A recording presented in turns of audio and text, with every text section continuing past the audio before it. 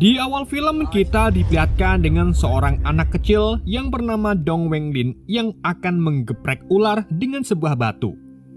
Tapi tiba-tiba mamanya memanggil karena dia harus melakukan upacara untuk mengangkat tulang nenek moyangnya untuk dilondri. Kemudian dua orang pengemis ditugaskan masuk dan mulai memilah tulang dalam peti. Namun di saat itu juga tiba-tiba seekor ular emas menggigit leher salah satu pengemis.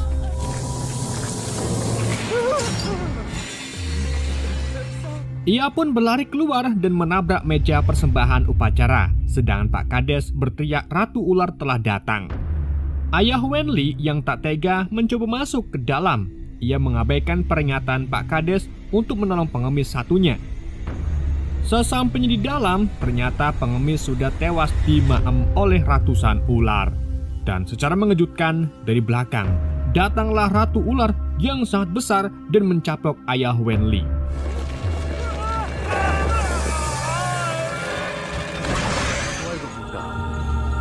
Di malam harinya, setelah hal itu terjadi, Pak Kades menyiapkan seorang gadis perawan untuk diobong dan dipersembahkan kepada Ratu Ular. Akhirnya, Ratu Ular yang sangat besar itu pun keluar dari danau. Kemudian para warga pun berdoa dan menghormati Ratu Ular tersebut. Sayangnya, Ratu Ular itu malah keluar dari laut menyerang serta memangsa warga yang berada di sana. Sepuluh tahun kemudian kita diperlihatkan dengan Wenli yang sudah dewasa bersama adiknya yang bernama Don Wenjuan sedang diam-diam melahap daging ular. Namun di saat itu juga mama mereka datang dan memarahi mereka karena bila mereka ketahuan warga memakan daging ular oleh warga, mereka bakal mengalami masalah besar. Lalu mama mereka pun mengubur daging ular itu dan berdoa meminta maaf karena anaknya tidak mengerti adat istiadat. Wenli kemudian mengatakan mengapa di zaman sekarang ini masih mempercayai tradisi kuno seperti itu. Ibunya pun menjelaskan, dulu ayahnya terlalu meremehkan Ratu Ular dan membuat mereka diusir dari desa Belau. Siangnya di desa, Pak Kades sedang sibuk menyiapkan resepsi anaknya. Sedang Wenlin dan adiknya dari kejauhan melihat pengantin yang melewati jalan menuju ke desa Belau. Di sana tampak pengantin pria bernama Wen Hui dan pengantin wanita yang bernama Si Yujin. Sementara di bagian penerima tamu, Ibu Wenlin mencoba kondangan tetapi tolak oleh Zauru karena tak punya undangan.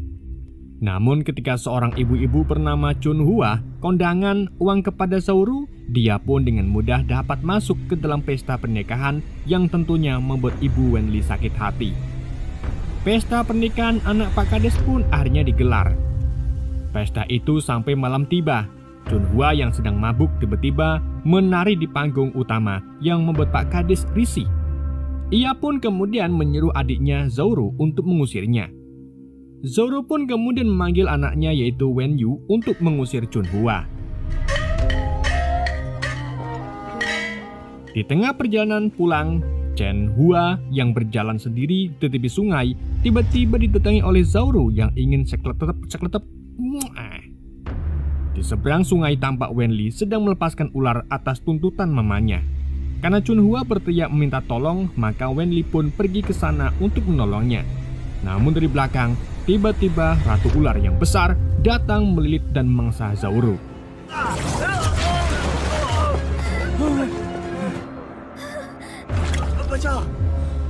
Chun Hua pun kemudian berlari kembali ke pesta pernikahan dan memberitahu Zauru dimakan oleh ular. Sesampainya di sana, Chun Hua menjelaskan kepada Wen Yu bahwa ayahnya ingin memerkosa dirinya. Karena tidak percaya, Wen Yu pun hendak memukul Chun Hua. Tapi Wenli yang mencoba melerai hal tersebut malah dipukul oleh Wen Yu dan teman-temannya.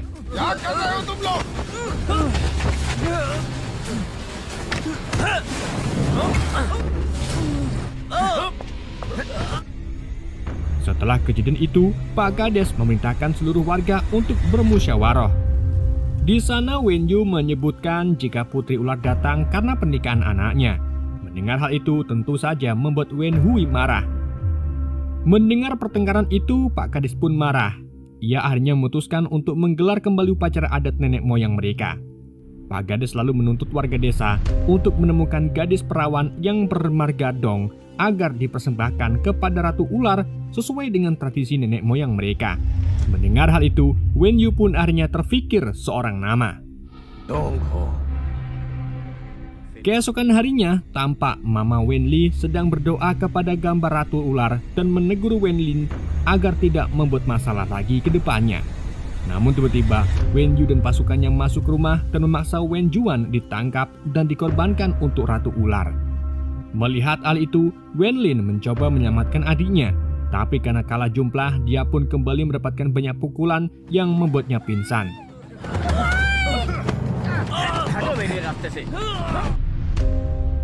Sesampainya di rumah Pak Kades, Sui Jin yang sedang menjemur pakaian melihat banyak orang yang menangkap gadis muda yang tak bersalah.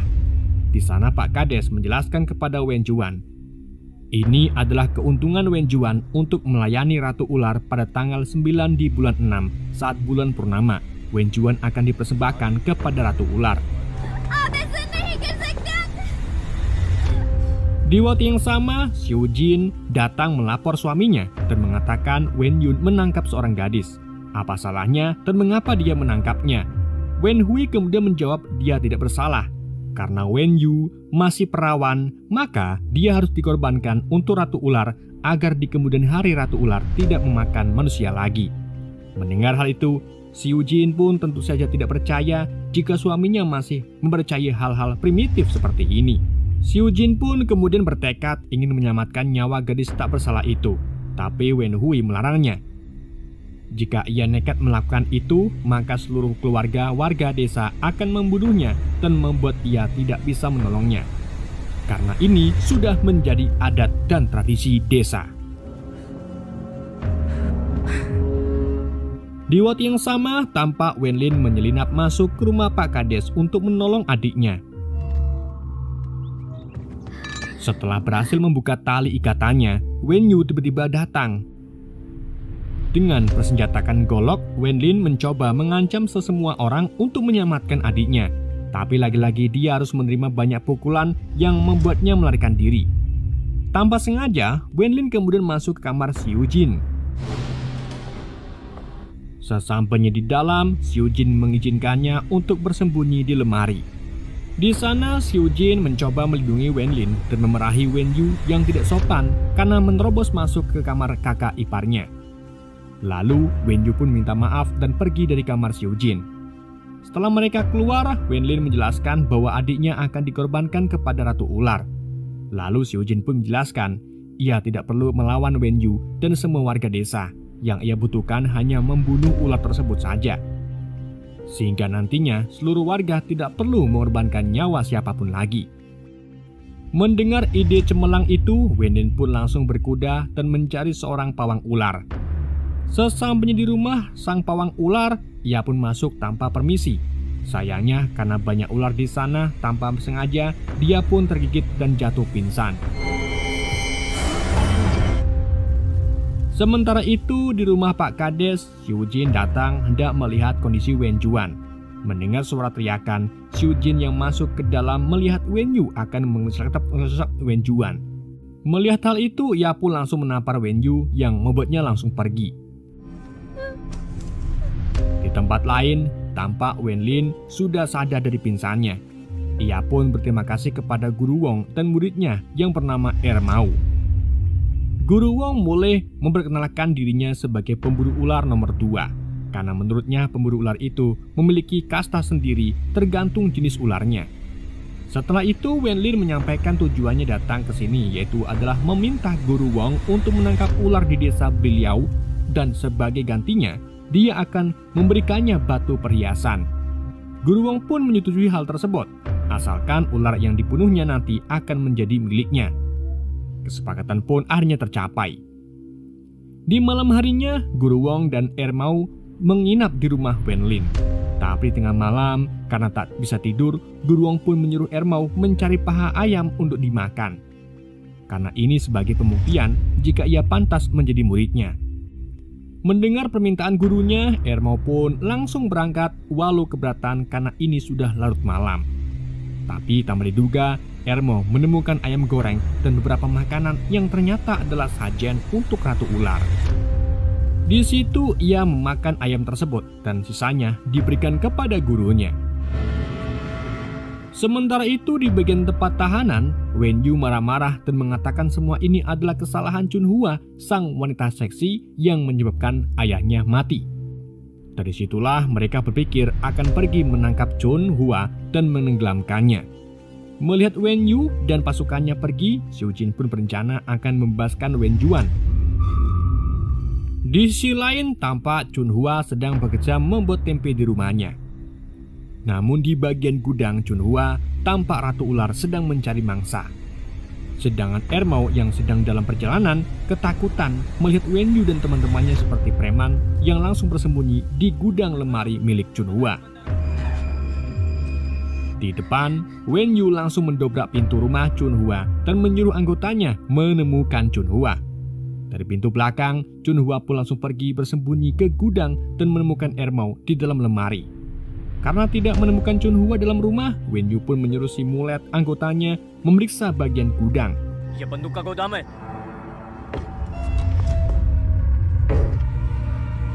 Tapi tiba-tiba Ratu Ular datang dan memangsanya.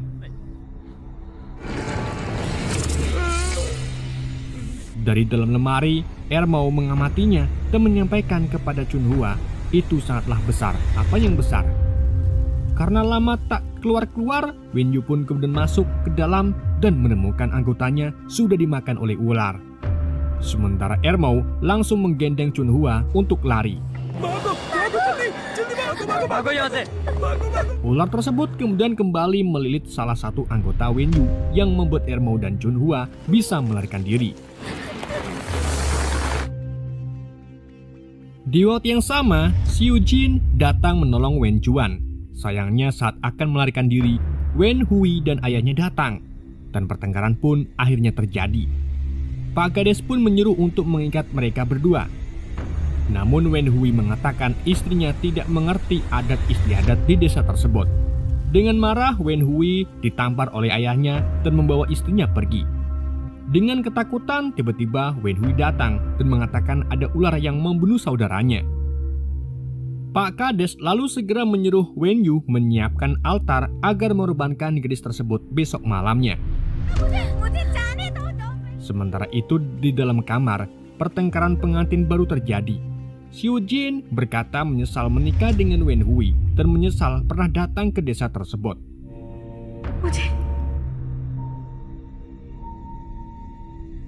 Keesokan harinya, Guru Wong memerintahkan Ermo dan Wenlin untuk membuat beberapa jebakan ular. Setelah itu, Guru Wong mencari jejak ular hingga akhirnya mereka bisa menemukan lubang sarang ular. Guru Wong kemudian memasukkan babi yang dirantai ke dalam gua tersebut. Dikarenakan ular itu sangatlah besar, rantai tersebut pun putus dan mereka pun terjatuh hampir menyeret Ermo masuk ke dalam sarang ular itu.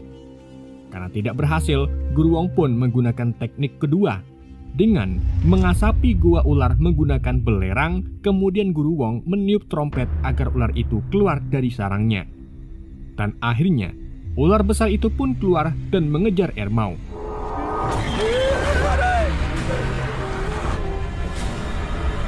Dari atas, Guru Wong menembakkan panah rantai dan mencoba melilitkan ular tersebut kepada sebuah pohon. Sayangnya, karena ular itu sangatlah kuat, ia bisa melepaskan diri. Guru Wong kemudian menembakkan obat bius yang akhirnya membuat ular itu turu.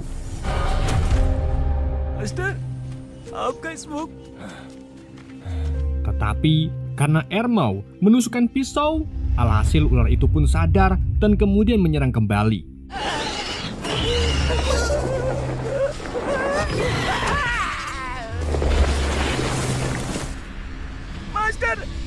Ermo dan Wenlin kemudian berlari ke arah perangkap yang telah mereka siapkan.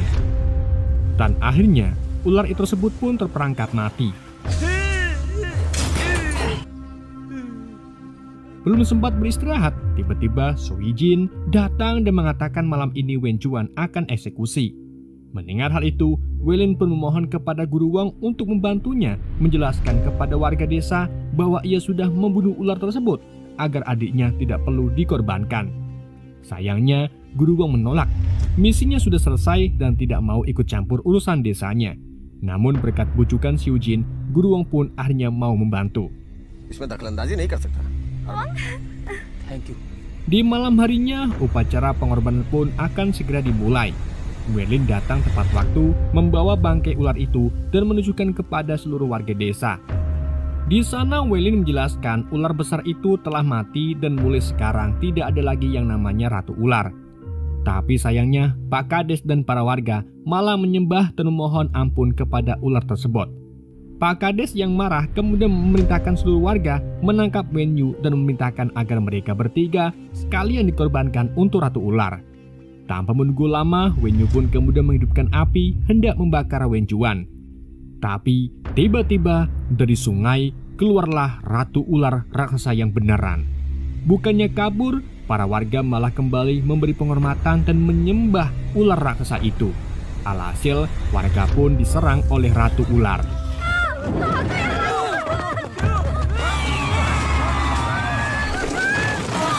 Wen Yu yang mencoba berkomunikasi dengan memberikan persembahan kepada Ratu Ular pun juga diikut dicaplok.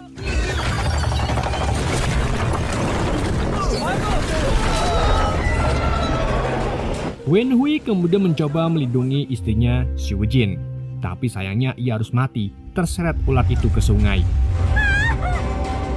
Meskipun begitu, sang Ratu Ular masih terus membantai. Ia kembali naik ke permukaan menyerang warga. Untungnya, Guru Wong memiliki cara cerdik. Ia memerintahkan Wen Lin dan Ermau mempersiapkan bubuk museum. Wen Lin! Guru Wong lalu memancing ular itu ke arah Wen Lin dan Ermau, dan dengan sigap ia pun melakukan jump shot ke arah ular itu lalu menggunakan panah api yang membuat kepalanya terbakar. Ular itu pun kesakitan, kemudian lari ke sungai. Sayangnya ia menyambar Wen Juan yang membawanya ke dalam sungai. Setelah ular itu pergi, Xiu Jin memotivasi warga agar bersatu melawan ular tersebut agar di kemudian harinya tidak ada yang namanya pengorbanan lagi. Namun warga tetap bodoh dan malah menyalahkan mereka yang membuat Ratu Ular marah. Wen Lin kemudian memohon kepada Guru Wong agar membantunya membunuh ular itu, tapi ia ragu karena ular tersebut sangatlah besar. Ia sudah berjanji untuk tetap hidup dan mencarikan jodoh Ermau. Dan tiba-tiba Chun Hua datang dan mencium Ermau. Akhirnya Ermau pun bersemangat untuk membantu Wen Lin. Chun Hua lalu menyemangati Ermau agar pulang dengan selamat dan menikahinya. Dan akhirnya setelah melihat keromantisan muridnya, Guru Wong pun berubah pikiran dan bersedia ikut memastikan keselamatan Ermau. Saatnya enggak? Kini mereka siap bertempur. Di sebuah gudang, mereka menyiapkan berbagai senjata dan mercon peledak.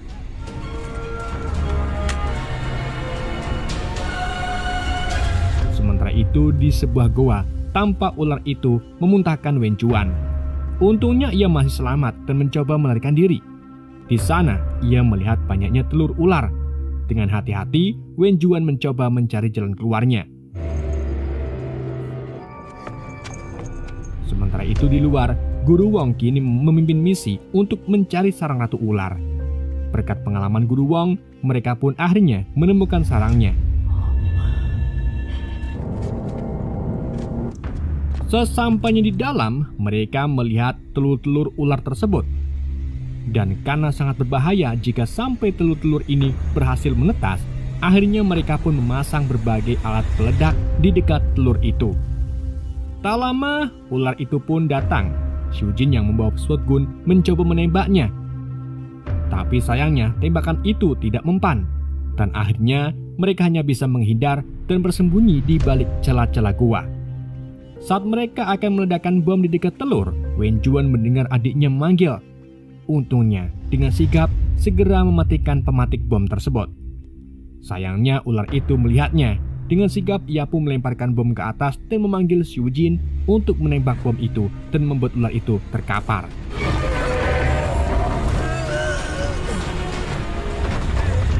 Melihat kesempatan itu, mereka akhirnya berlari melalui celah gua dan membawa mereka ke makam leluhur.